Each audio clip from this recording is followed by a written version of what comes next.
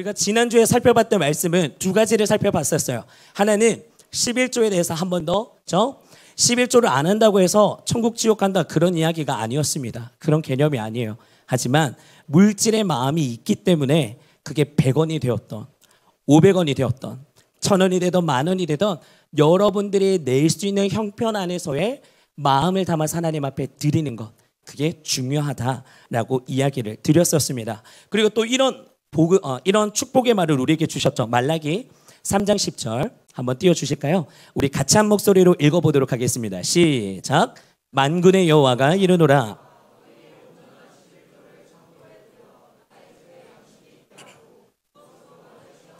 내가 하늘 문을 열고 너희에게 복을 쌓을 곳이 없도록 붙지 아니하나 보라. 여러분 이 말씀 믿으십니까? 정말 믿으십니까? 이 말씀을 꼭 믿으시고 테스트해보라고 하나님께서 직접 이야기하셨습니다. 너가 11조에 대한 나의 명령을 지켜서 행한다면 내가 너의 창고에다가 부어주는 그 축복의 물줄기가 있는지 없는지 테스트해봐라. 하나님이 우리에게 유일하게 테스트해볼 수 있는 것들을 제공해 주셨어요. 지켜보라는 겁니다. 그래서 지금은 여러분들이 11조나 감사헌금이나 드려지는 예물 가운데 눈에 안 보일 수 있어요. 티가 안 날 수 있어요. 그런데 하나님은 놀랍게 세밀하신 분이십니다. 우리가 섬기고 하나님 앞에 드리는 것을 결코 입 닫지 않으세요. 그런 이야기 들어봤죠? 도둑질 하시는 부모라도, 좋게 말해서 도둑의 부모라 할지라도 자식에게 좋은 것을 주려고 할지언을 전능하신 하나님 아버지께서 너에게 좋은 것을 부어주지 않겠느냐, 하나님께서 말씀하십니다. 그분은 살아계시고 역사하시는 분이시기 때문에 여러분들이 꼭 이 말씀에 한번 도전받아서 못하고 있었다면 지금이라도 괜찮습니다. 하나님 앞에 이 복의 물줄기들을 온전히 누리는 저와 여러분들이 되기를 예수님의 이름으로 축복합니다. 그리고 9계명에서는 이렇게 이야기했었죠. 거짓 증거하지 말자라고 이야기하면서 거짓 증거에서는 조금 심각한 이야기도 있었어요. 우리가 거짓말을 통하여서 죽음에 이르게 되는 상황을 성경의 인물에 비해서도 살펴보았었고, 또 그런 거짓 증거자들은 결코 벌을 면치 못하게 될 것이다 라는 하나님의 말씀을 살펴봤었습니다. 자, 이렇게 거짓말을 계속하게 되는 근본적인 이유가 있다라고 말씀을 드렸었는데요. 그 이유가 무엇이었는지 기억나시나요? 근본이 뭐죠? 근본이? 처음 듣는 것처럼 표정을 지으시네요. 근본이 뭐죠? 이 사탄이 거짓쟁이의 아비가 된다라고 우리에게 말씀 한번 살펴봤던 거 기억나시나요? 이렇게 이야기했습니다. 그가 거짓말쟁이요 거짓의 아비가 됨으로써 우리에게 거짓의 용으로 유혹으로 우리를 무너뜨리고 관계를 파괴시키고 영적으로 집어삼킴 당하는 저주의 입술이 되어 죽음으로 이르게 되는 상황까지 놓이게 한다라고 이야기를 드렸습니다. 그렇기 때문에 우리가 취할 행동이 무엇이었냐? 우리는 늘 깨어있기 때문에 성령의 전신갑주를 입어라. 영적 분별력을 갖추어라. 왜? 이 타락한 어둠의 세상은 거짓의 영이 항상 있습니다. 특히 여러분들이 이제 우리 고3 아이들은 올라오는 자유의 몸이 되었어요. 자유의 몸이 되어서 대학의 캠퍼스에 대한 로망이 있을 수도 있지만은 자유가 넘치는 곳에 죄가 거합니다. 하고 싶은 것이 많이 있는 곳 가운데 죄가 이글이글거리고 있어요. 왜? 그곳으로 통하여서 여러분들을 넘어뜨릴 수 있는 유일한 기회이기 때문에. 거짓의 영은 항상 존재합니다. 그렇기 때문에 이 타락하고 어두운 세상 가운데 우리가 말씀에, 진리의 말씀을 붙들고 깨어 있어서 하나님 이게 진리입니까? 이게 거짓입니까? 분별하면서 살아가는 지혜로운 자녀들이 되어야 한다. 그렇게 이야기를 드렸었습니다. 이 또한 우리가 그런 삶을 살아내기를 예수님의 이름으로 축복합니다. 자, 오늘 말씀을 살펴보게 되면 오늘 말씀은 제가 일찍 마칠 거예요. 제가 지난주에 좀 많이 늦게 끝나긴 했는데 오늘은 조금 빨리 끝낼 예정이니까 집중해서 말씀 한번 들었으면 좋겠습니다. 오늘의 마지막 계명, 이제 내 이웃의 집을 탐내지 말라라는 하나님의 말씀을 우리가 이제 접하게 됩니다. 그런데 이 10계명은요 다른 계명과 특징이 있어요. 좀 구별되는 특징이 있는데 그 특징이 뭐냐면 제가 지난주에 이렇게 이야기했습니다. 9계명하고 10계명하고는 하나로 묶어서 살펴볼 수가 있습니다 라고 이야기를 드렸었거든요. 이 10계명의 다른 점은 뭐냐? 1계명부터 9계명까지는 우리가 딱 살펴보면은 행동에 의한 결과를 일으킵니다. 1계명부터 9계명은 행동에 대해서 우리의 모습에 있어서 행동적인 부분에 대해서 하나님이 하지 마, 이거 하지 마, 저렇게 하지 마, 이렇게 하지 마라고 이야기하시는데 9계명과 오늘 이 10계명을 보게 되면은 정말 중요한 키포인트가 등장하는 게 바로 마음에 대한 계명에 대해서 이야기를 하고 있어요. 우리가 마음이라고 하면은 너무나 많이 들어봤죠. 뒤에 가서도 살펴보게 될 거니까 한번 뒤에 가서 이야기를 나누게 되고, 무튼 오늘 그 마음에 대해서 이야기를 하는 것이 바로 탐심이다라고 이야기를 하고 있습니다. 자, 그렇다면 여러분, 탐심이 무엇일까요? 탐욕, 탐심 들어는 봤는데 정의하고 있는 이 의미가 뭘까요? 뭐 아는데 말 안 하는 거겠죠. 자, 1912년에 타이타닉호 침몰했던 사건, 영화를 봤는 사람도 있을 거고 교과서를 봐서 알고 있는 부분들의 내용이 있을 거라 생각합니다. 우리가 너무나 잘 알고 있는 사건인데 이때 당시에 사망자가 1,500명 이상이 있었어요. 그리고 살았는 사람도 한 700명 그 정도 거하는 사람들이 살았다라고 이야기합니다. 근데 이때 사건이 생겼을 때 막 배가 침몰하는 과정 가운데 우선순위라는 게 있었어요. 사람을 구하기 위해서 구명보트가 많지는 않았대요. 그때 구명보트를 띄워서 이제 사람을 태우는 과정에 있어서 우선순위로 뭘 적용했냐, 사회의 약자들을 먼저 태우자. 그러면 제일 최고의 약자는 누구죠? 어린아이들. 어린아이들부터 어린아이들을 먼저 태우세요. 그 다음에 누구겠죠? 여성분들을 태우기 시작합니다. 그런데 한 여성이 구명보트 앞에 가서 이렇게 이야기했대요.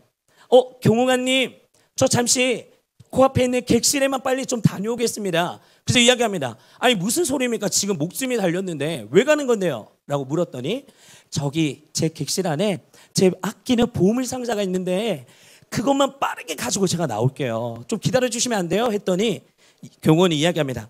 우리는 제한 시간 5분밖에 없습니다.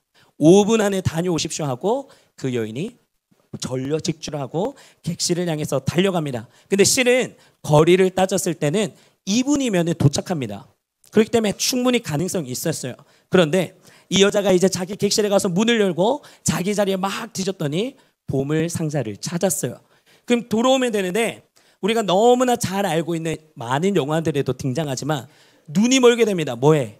막 배가 흔들리고 무너지게 되니까 여기 옆집에 있는, 여기 앞에 있는, 여기 창고에 있는 각종의 보물들과 돈다발들이 새어나오기 시작하는 거예요.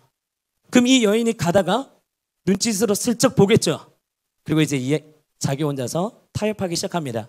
요거 하나만 가져가도, 저거 사파이어 하나만 내가 챙겨가도 5분 안에 도착할 수 있어. 하나 챙기고 또 하나 챙기고 또 하나 챙기고 막 달려가다 보니 어떻게 되었을까요?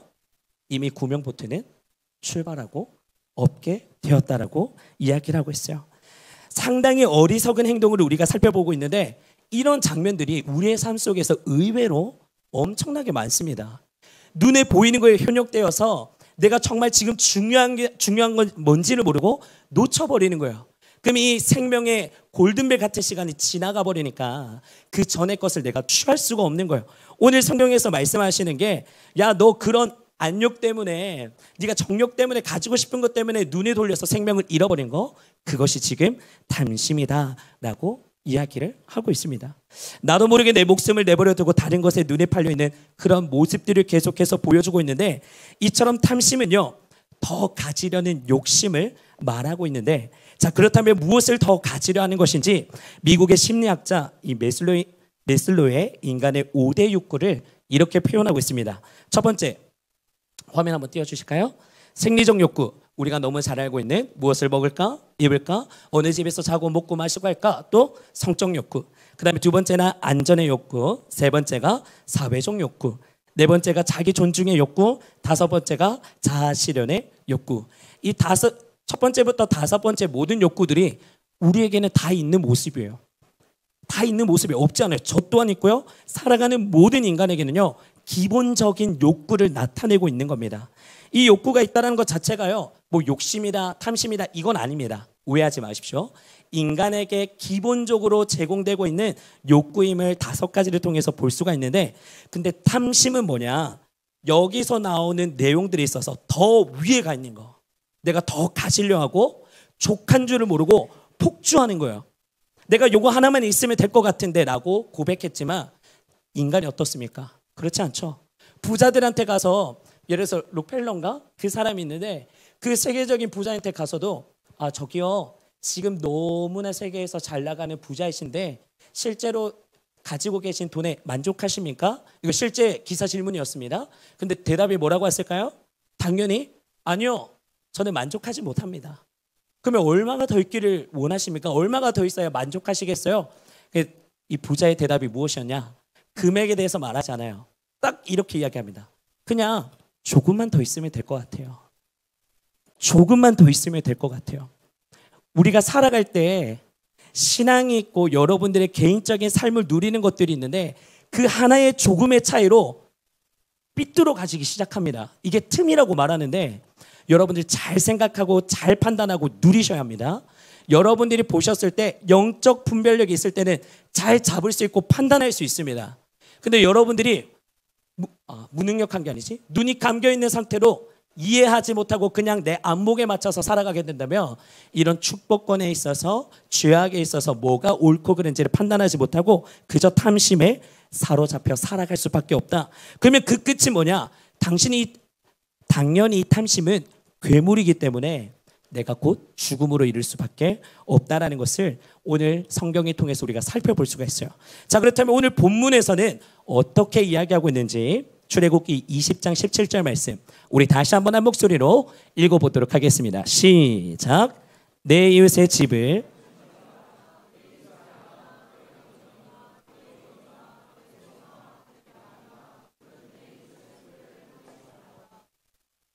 자, 이렇게 성경에서는 뭐라고 이야기하고 있냐? 처음에는 이웃에 대해서 3번이나 단어를 이야기해요. 내 이웃의 집, 내 이웃의 아내, 내 이웃의 소유.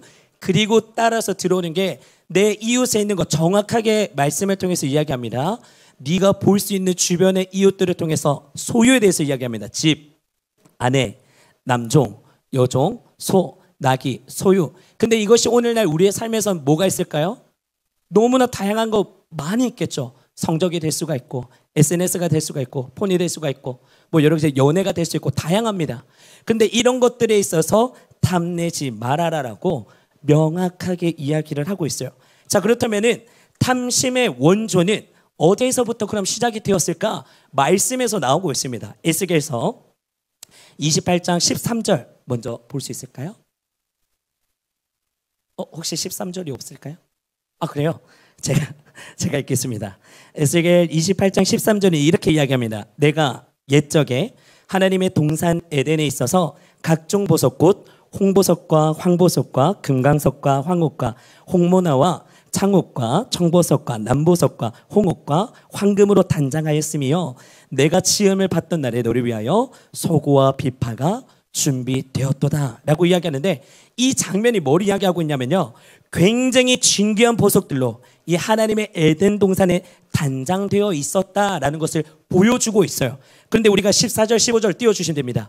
그 내용에 맞춰서 보시게 되면요, 누가 등장하냐면 천사장과 천사 중에서도 하나님과 가장 가까이 있었던 존재에 대해서 이야기를 하는데 우리 14절 15절 한 목소리로 같이 읽겠습니다. 시작. 너는 기름 부음을 받고 지키는 그룹임이며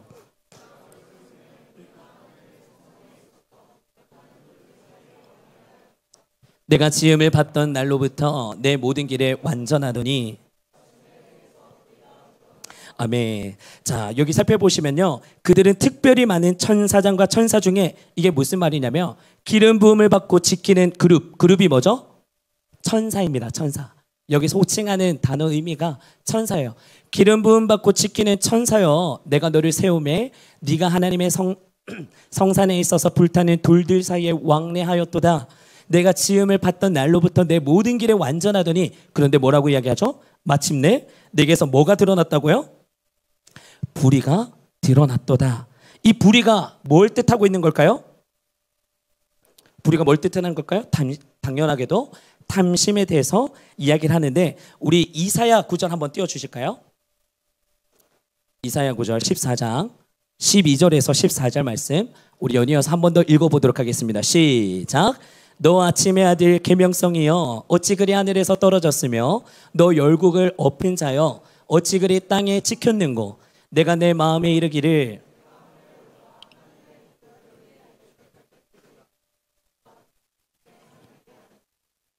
자, 이게 무슨 말이냐면요. 14절에 띄워놓으시면 될 것 같아요. 이렇게. 지금 천사자들과 아까 천사들이 등장했는 것을 이야기했습니다. 이 자들은 하나님께서 만들었어요. 똑같이 우리와처럼 하나님의 형상대로는 창조하지 않았지만 명령을 이수하는 천사들을 만들었습니다. 천사들도 계급이 있습니다. 날개 6개, 4개, 2개.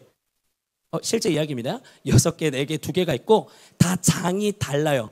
6개 있는 게 대천사, 그 다음에 신부르크, 그 다음에 신부르크, 급이 나뉘게 되는데 여기서 말하는 게 천사장과 천사들이 마음에 이르기를 가장 높은 구름에 올라 가장 높으신 하나님과 같아지고 싶다. 이게 무슨 말이냐? 천사들이 이제 반역하게 생겼대요. 누구처럼 되고 싶다? 하나님처럼 되고 싶다라는 이 탐심의 생각이 들어갔다라고 하는데 이 얘기를 여러분들이 접해본 적이 있는지 모르겠지만 한번 이야기하려 합니다. 하나님께서 창조했는 방금의 대천사들이 있어요. 우리가 알고 있는 미카엘 대천사, 가브리엘 대천사, 그 다음에 또 한 번씩 들어봤던 루시퍼 들어보셨죠? 루시퍼가 타락 전에 있었을 루시엘이라는 대천사였습니다. 루시엘의 역할은 뭐냐? 하나님께서 루시엘을 가장 이뻐했었다는 이야기가 있어요. 왜?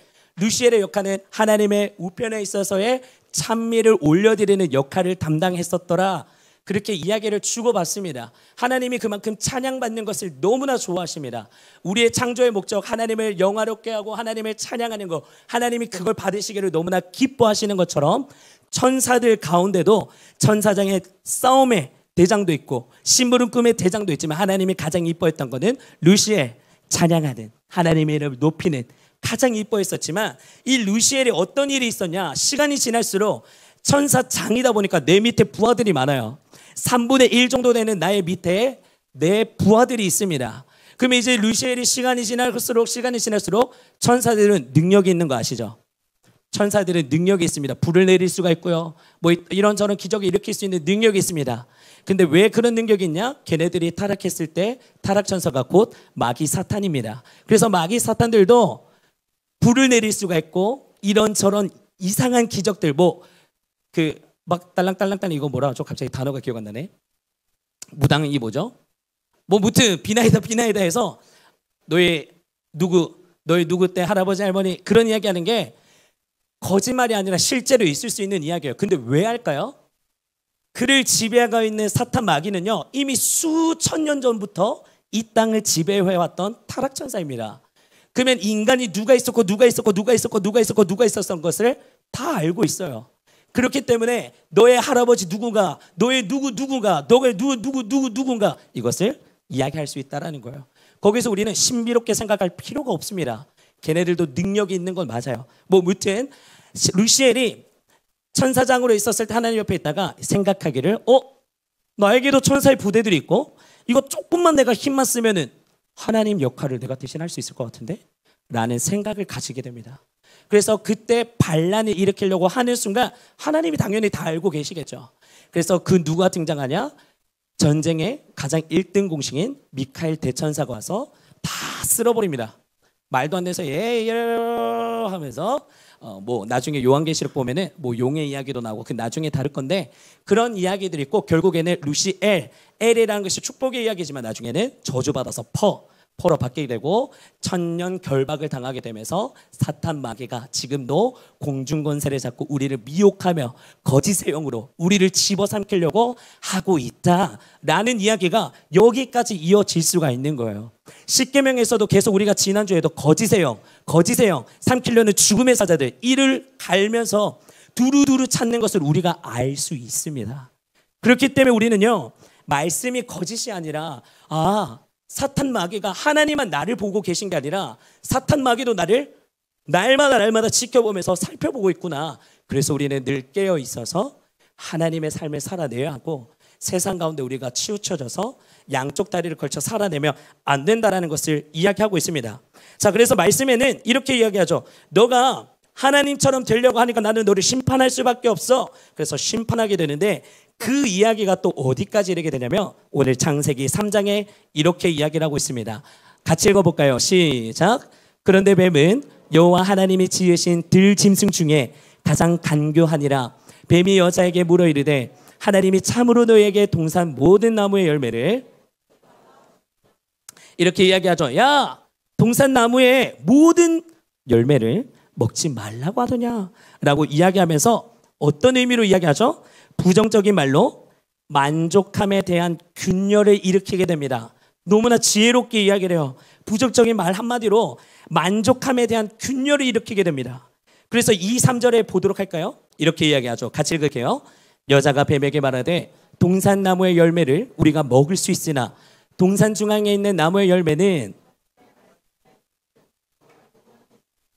너희가 죽을까 하노라 하셨느니라. 그리고 하와가 이렇게 대답했죠. 아니, 모든 나무 열매는 먹을 수 있어. 하나님이 허락하셨어. 그런데 동산 중앙에 있는 그 열매, 선악을 알게 하는 그 열매는 먹으면 정녕 죽으리라 라고 우리에게 이야기하셨어 라고 이야기를 합니다. 그런데 그냥 있을 탐심의 이 원조에 되는 마귀가 그냥 있지 않죠. 이렇게 또 꼬드깁니다. 4, 5절의 말씀 함께 읽겠습니다. 시작. 뱀이 여자에게 이르되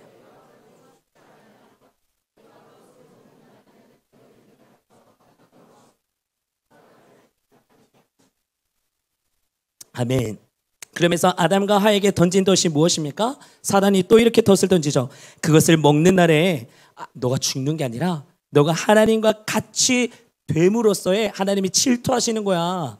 너가 선악의 열매를 먹게 된다면 너가 하나님이 될 수 있는 거야. 그래서 하나님이 그거 못 먹게 하려고 꾀를 부리신 거야 라고 이야기하는 순간 이야기를 듣고 탐심의 생각에 발동이 작용됩니다. 그래서 평상시에는 이게 중요합니다. 우리가 평상시에 보는 거에 있어서 죄를 안 범할 수 있어요. 괜찮아요. 죄를 안 범할 수 있어요. 그런데 이런 거짓의 영의 한마디, 한 문장, 유혹하는 이야기가 들어오게 되면요, 내가 평상시에 바라보고 있는 게 어떻게 보여지게 되냐. 6절 한번 볼까요? 여자가 그 나무를 본즉 먹음직도 하고 보암직도 하고 지혜롭게 할 만큼 탐스럽기도 한 나무인지라. 그전에는 이 나무가 이렇게 보여지지 않았어요. 그냥 하나님이 명령하신 먹으면 안 되는 선악을 알게 하는 열매, 이렇게만 판단했었는데 마귀가 와서 한마디 톡 던지자마자 내 눈에 보여지는 시선이 어떻게 바뀌었습니까? 우와, 이거 정말 먹음직스럽네. 이거 너무 보암직스럽고 지혜롭게 할 만큼 탐스럽기도 한 나무구나 하고 결국 그것을 먹게 됩니다. 먹게 되는 순간 어떻게 되죠? 탐심에 의해서 아담과 하와가 모든 것들을 도둑질 맞게 됩니다. 여기서 말하는 도둑질이 뭡니까?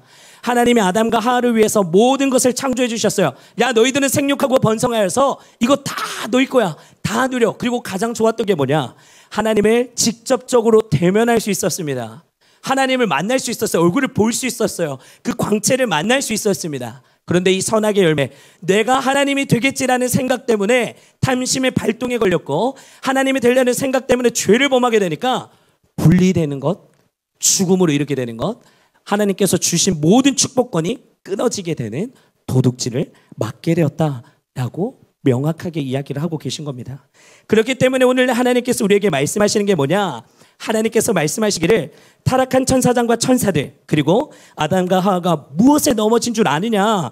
얘들아, 그게 탐심이야. 오늘 우리에게 이야기하고 계신 거예요.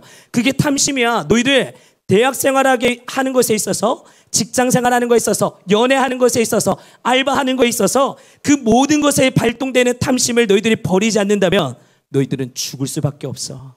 나로부터 분리될 수밖에 없어. 하나님이 경고하면서 날리시는 메시지가 10계명의 핵심적인 부분의 내용들입니다. 그래서 이 10계명 중에 10번째 계명인 이 탐심은요, 모든 죄의 원인을 제거하라는 명령이고요, 탐심의 괴물에 걸리게 되면은 1계명부터 9계명까지 어길 수밖에 없어요. 신기하게도 우리가 하나를 10가지의 계명이 있다 치면은 내가 하나만 범죄하는 게 아니라요, 하나에 깔딱 넘어지게 되면은 다 넘어지게 됩니다. 죄악이 그래요. 우리가 한 번 죄를 안 짓는 거는 뭐 있을 수 있지만 한 번 죄 짓는 거 없습니다. 무수히 도미노처럼 넘어집니다. 넘어지고 그럴 때마다 사단은 우리에게 찾아와서 이야기하죠. 너 그 정도밖에 안 되니까. 근데 더 심각한 것은 제가 한번 이야기했었죠. 야, 너 주일 성수 지켰잖아. 오늘 예배 왔잖아. 그 정도만 하고 있어도 괜찮아. 너 예배자로 살고 있어. 충분히 하나님의 비전을 가지고 살고 있어. 야, 남들이 너 나이 또래 때 봐봐. 지금 벌써 저 밖에 나가서 놀고 있고 부어라 마셔라 하고 있는데 너 교회 나와 있잖아. 그렇게만 신앙생활하면 괜찮아 라고 이야기하는 게 하나님께서 말씀하신 게 아니라 마귀가 우리에게 이야기하는 겁니다. 거기에 우리가 속아서 넘어가서 나 잘하고 있구나. 결국 그게 변질이 되어서 어떻게 되냐? 썬데이 크리스찬.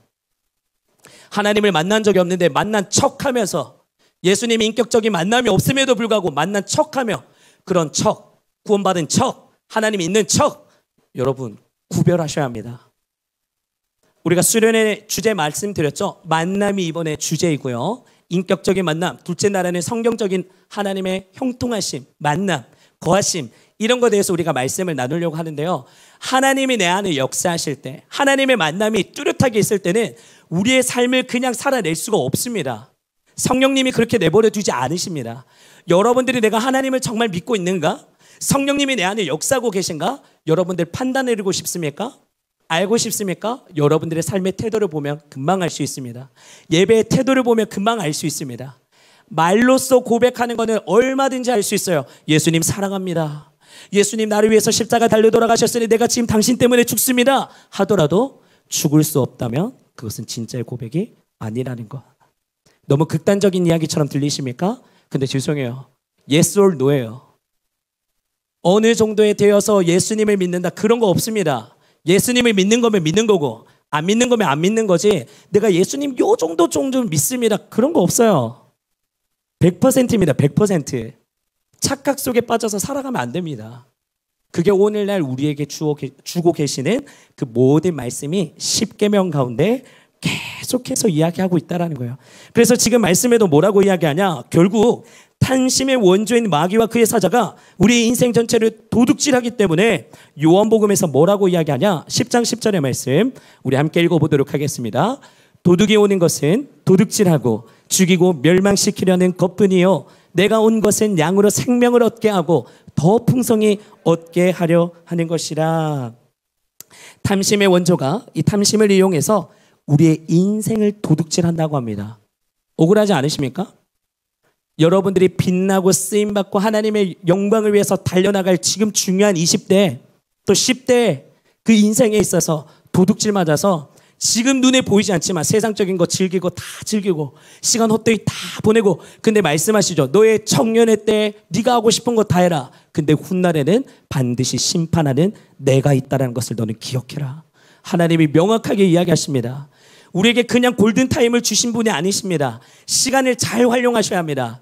쓰임받고 싶으시면 정말 죽으셔야 돼요. 어쩔 수 없어요. 세상과 같이 갈 수가 없습니다. 주인공이 되려면 어쩔 수가 없어요. 성경의 원리가 그렇습니다. 여러분들 시간을 늘 제가 말하지만 잘 활용하시고 하나님 앞에 다 쏟아 부으셔야 합니다. 그리고 요한복음 8장 44절 우리 한 번 더 읽어보도록 할까요? 시작. 너희는 너희 아비 마귀에서 났으니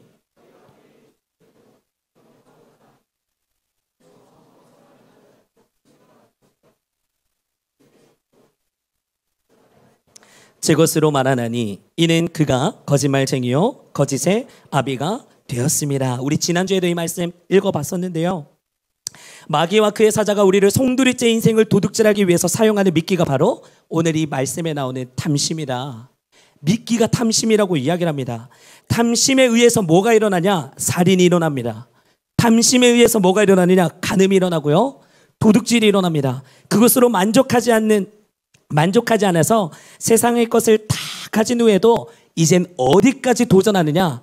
하나님의 자리까지 논본다라는 사실을 오늘 성경에서는 명확하게 이야기하고 있어요. 그래서 거짓의 영이 오늘날 우리에게 툭 던지는 말, 최종의 말이 뭐냐? 너가 이 인생의 주인공이야. 너가 하나님이야. 그 말이 너가 너의 인생의 주인공들이야 라는 말이 너가 하나님이야 라고 말하는 거랑 똑같습니다. 우리의 인생의 우리의 주인공이 아닙니다. 내 삶이 내게 아닙니다. 그래서 인생을 함부로 사셔도 안 되고 내 몸에 함부로 여겨서도 안 되고 나는 거룩한 성전입니다. 하나님의 것임을 여러분들이 항상 기억하시면서 거룩한 삶으로 주님 앞에 나아가셔야 한다는 사실입니다. 근데 많은 사람들이 이런 공허함, 채워지지 않는 거에 있어서 항상 우상을 만들어요. 근데 그 우상을 만드는 앞잡이가 되는 것도 탐심입니다. 내가 채워지는 게 없으니까 탐심이 어디에서부터 오냐면은 눈여기지 않는 거예요. 옆에 있는 사람, 시기 질투. 예를 들어서 옆에 있는 사람이 새로운 아이폰이 있어요. 샀어요. 우와, 나 아이폰 11인데 나도 16 바꾸고 싶은데 어릴 때는 부모님께 사달라고 이야기할 수 있겠죠. 그런데 이 마음이 성인이 되어서도 갖고 싶다, 갖고 싶다, 갖고 싶다. 근데 이걸 가지기 위해서 행동에 나서는 거예요. 도둑질을 한다든지 돈을 훔친다든지 여러 가지의 방안들이 있을 수 있겠죠. 그런 앞잡이가 되는 게 탐심이다. 우상 숭배까지 연결하고 죽음에까지 이렇게 만든다라는 것을 이야기하고 있습니다. 여러분, 우리의 주인이 누구라고 이야기했죠? 누구십니까? 우리의 주인이 누구십니까? 하나님이십니다. 다시 한번, 우리의 주인이 누구십니까? 예수 그리스도이자 하나님 한 분인 줄로 믿습니다. 내 인생에 오직 그분 한 분밖에 없음을 여러분들이 날마다 입술로 선포하고 고백하며 살아가는 삶을 살아내야 하실 줄로 믿습니다. 사랑하는 우리 대학 지체 여러분, 우리는 늘 조심해야 합니다. 분명히 하나님 손에 붙잡았는 줄 알았는데, 내가 하나님의 손을 붙잡고 살아가고 있는 줄 알았는데, 나중에 시간이 지나서 보니까 그렇지 않은 거예요. 내가 잡은 손을 보니까 하나님이 아닌 분노의 대상이 되는, 시기 질투의 대상이 되는 그 괴물의 손을 잡고 내가 살아가고 있을 수 있다는 사실, 여러분들이 날마다 조심해야 하고요. 우리는 오늘날 살아가면서 이웃의 것을 시기하고 또 나는 스스로가 억울하게 여기고 그것들을 과도하게 탐내는 그런 마음들이 내 안에 거함을 우리는 분명히 알고 있습니다. 우리는 삶을 봐도 느낄 수가 있어요. 앞서 말했지만 내 나이 또래 살아가고 있는 아이들의 대학 모습, SNS 많이 보는 이유가 뭐죠? 나는 그런 삶을 살 수 없어요. 막 여행 가는 거에 시기 질투하고, 몸매 좋은 거에 시기 질투하고, 성적 좋은 거에 또 여러 가지 뭐 플렉스하고 다니는, 좋은 차 타는 거, 그런 거에 볼 때 대리만족이라고 이야기를 많이 하더라고요. 그런 거에 볼 때. 근데 그런 대리만족이 진짜 대리만족이 아니라 그게 분노가 쌓이고 질투가 쌓이고 나는 아닌 것 같은데 라고 여길지라도 여러분들의 마음속에 자리 잡고 있는 그게 뭐냐? 우상으로 여겨지고 있다라는 것을 분명하게 드러내고 있다는 사실입니다. 탐심을 기억하셔야 합니다. 그리고 예레미야 17장 9절에서 10절 한번 보도록 할까요? 9절에서 10절의 말씀. 없나요? 네, 제가 읽겠습니다. 만물보다 거짓되고 심히 부패한 것은 마음이라. 누가 능히 이를 알리오마는 나 여호와는 심장을 살피며 폐부를 시험하고 각각 그의 행위와 그의 행실대로 보응하나니. 하나님께서는 무엇을 보시냐? 우리의 마음의 중심을 보신다고 이야기하십니다. 기억하십시오. 하나님은 여러분들의 마음의 중심을 보십니다. 그러나 우리는 말씀에도 읽으면 알겠지만요, 내 마음이 부족함이 너무나 많다라는 것이고 내 마음은 부패하고 타락해져 있다는 것을 기억하셔야 합니다. 그래서 날마다 주님의 십자가의 보혈을 의지하고 하나님의 공로에 나아가서 엎드려서 기도하시며 하나님 앞에 내가 날마다 새롭게 변화되기를 원합니다라는 여러분들의 몸부림이 있어야 하는 것 또한 이야기를 하고 있습니다. 자, 그렇다면 여러 가지 너무나 많이 있겠지만 딱 기준점을 삼아서 그렇다면은 성경에서 탐심에 대해서 이야기했으니까 우리가 이 탐심에 대해서부터 어떻게 벗어날 수가 있을까요? 라고 이야기가 할 수 있겠죠. 그 탐심에 대해서 벗어나는 것을 살펴보게 되면 첫 번째, 하나님은 우리의 공급자 되심을 우리가 기억하고 붙잡아야 한다. 마태복음 6장 31절에서 33절을 추가해서 여러분들이 나중에 읽어보시면은 하나님께서 어떤 분이냐고 이야기하시냐면 우리의 모든 필요의 공급을 더해주시는 분이시다. 그렇기 때문에 우리는 내가 아무리 세상 쪽에서 내 경험, 내 지혜, 내 힘, 내 인맥, 내 통틀어서 다 해봐도 가질 수 없는 것들이 있어요. 채워지지 않는 부분들이 있다는 것입니다. 그러면 나를 채워줄 수 있는 유일한 분은 누군가? 비유를 들자면 이런 거죠. 내가 몸이 아픕니다. 근데 질병이 있어요. 병원에서도 고칠 수가 없대요. 그럼 누구 앞에 나갈 수밖에 없어요? 하나님의 형상대로 만든 창조자한테 가야지 최고의 안정적이고 서비스나 나음이나 회복을 받을 수가 있겠죠. 당연한 겁니다. 하나님이 우리를 창조하셨기 때문에 내가 필요한 게 있으면 아버지 되신 하나님 앞에 나가서 주님, 나에게 이런 필요한 부분이 있습니다. 하나님, 나에게 이런 부족한 부분이 있습니다. 하나님 앞에 아뢰고 구하면 하나님께서 채워주시고 지배하시고 역사하신다라는 사실을 여러분들이 기억하시길 바라고요. 두 번째로는 감사가 이 탐심의 해독제다라는 것입니다. 감사라는 것은요, 뭐 우리가 여러분들이 어떤 감사를 하고 계실지 모르겠지만 감사라는 것은 흔히 저 이거 뭐 선물 주셔서 감사합니다. 오늘 뭐 먹게 해주셔서 감사합니다. 좋은 사람 만나서 감사합니다. 이게 아니라요. 우리가 흔히 많이 부르는 찬양의 가사들이 있죠. 내가 숨 쉬는 것 또한 감사. 내가 오늘 눈 뜬 것도 감사. 내 팔, 다리가 다 붙어 있는 것도 감사. 나에게 장애가 없는 것도 감사. 하나님 찬양할 수 있는 입술 열어주신 것 감사. 여러분들에게 숨겨진 감사가 너무나 많다는 사실을 여러분들이 발견하시고 적으셔야 돼요. 날마다 여러분들에게 주어주시는, 부어주시는, 채워주시는 하나님의 놀라운 은혜와 그런 감사의 제목들이 너무나 많습니다. 그런데 내가 감사하지 않는다는 것은 불평, 불만, 그게 쌓이고 또 쌓이면 담심으로 이어질 수밖에 없다는 사실 기억하시고 감사의 제사를 계속해서 올려주시고요. 그 다음에 마지막 세 번째로는 주님 안에서 자족함을 배우십시오라고 이야기하는 겁니다. 자족함이라고 이야기하면 좀 어려울 수 있어요. 근데 중요한 건 요것만 기억하세요. 내 스스로 자족함을 느낄 수는 없습니다. 누가 하시냐? 성령님이 하셔야 돼요. 내 스스로가 자족함을 느낀다? 어림없어요.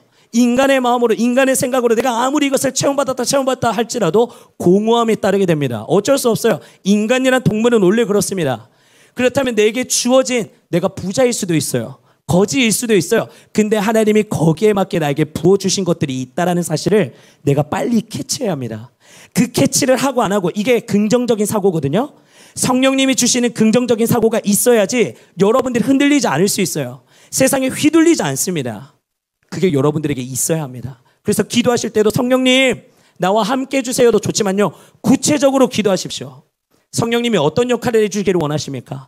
성령님이 어떻게 해주셨으면 좋겠습니까? 이것을 하나님이 나에게 직접 물어본다고 생각하시고, 하나님 나에게 이게 필요합니다. 성령님 이런 적용이 필요합니다. 성령님 나에게 이런 힘이 필요합니다. 은사를 부어주십시오. 그럼 은사 뭐? 이런 은사, 저런 은사 구체적으로 하나님 앞에 구하십시오. 그 기도가 여러분들에게 무기가 되는데 수련회 때 이것을 구할 겁니다. 수련회 이제 우리가 오늘부터 맞죠? 오늘부터 우리가 이제 신청서를 받게 될 건데 수련회 꼭 다 참여하셨으면 좋겠습니다. 수련회 참여하셔서 정말로 여러분들이 인격적인 하나님을 만나고 하나님이 주시는 꿈과 비전을 통하여서 20대 정말 훨훨 날아 달릴 수 있는, 옆에 보고 막 흔들려서 가는 인생이 아니라 경마처럼 질주하며 하나님 앞에 쓰임받을 수 있는 여러분들의 복된 삶을 누리셨으면 좋겠습니다. 이거는 누가 떠먹여주지 않습니다. 그리고 기도할 때 미리 준비하십시오. 제가 계속 이야기하죠. 수련회 때 어떻게 기도할 거냐면요, 기도 제목. 첫날은 그렇게 하지만 둘째 날에 여러분들이 바라고 원하는 기도 제목 미리 있으셔야 합니다. 제가 미리 이야기 드립니다. 이미 있으셔야 돼요. 여러분들이 기도할 때 성령님이 말씀하십니다. 야, 너 무슨 기도 원해? 너 어떤 기도 응답받기를 원해? 너 어떤 하나님 만나기를 원해? 하나님이 이미 구체적으로 우리에게 물어보십니다. 근데 나는 이제 수련회 와서 하나님, 저 이번에 수련회 왔는데 인생 바뀌고 싶어요. 하나님 실패하는 인생 안 살고 싶어요. 그래서 하나님 묻죠. 그래 뭐 어떻게 해줄까? 구체적인 기도가 필요해요. 여러분들의 만나는 하나님이 어떤 하나님인지가 있어야 하고, 여러분들이 부족한 게 있으면 그 하나님 앞에 구하십시오. 그런 기도가 있으셔야 합니다. 기도 제목을 세워 오십시오. 꼭 필요합니다. 인격적인 만남. 하나님 앞에 여러분들 20대 인생에 어떻게 쓰임받고 싶은지, 30, 40대 어떤 열매로서 정말 세상 가운데 쓰임받고 싶은지를 하나님 앞에 기도 제목으로 쓰시고 계속해서 기도할 수 있는, 둘째 날에는 그 기도 제목 가지고 기도합니다 하면 제가 안수하면서 다닐 때 여러분들이 계속 끝까지 붙잡고 기도할 겁니다. 여러분 승리하는 자가 되었으면 좋겠습니다. 기도하겠습니다 했는데 5분 만에 눈 떠서 시간 많이 지난 것 같은데 5분밖에 안 지났어? 그런 부끄러운 자 되지 맙시다. 간절함이 있으셔야 합니다. 간절히 찾고 구하는 자가 하나님을 만나고 쟁취합니다. 정말입니다. 가볍게 여기지 마시고 깊고 깊게 여러분들이 숙달되어서 오시면 좋을 것 같아요. 우리 찬양팀 올라와 주시고요.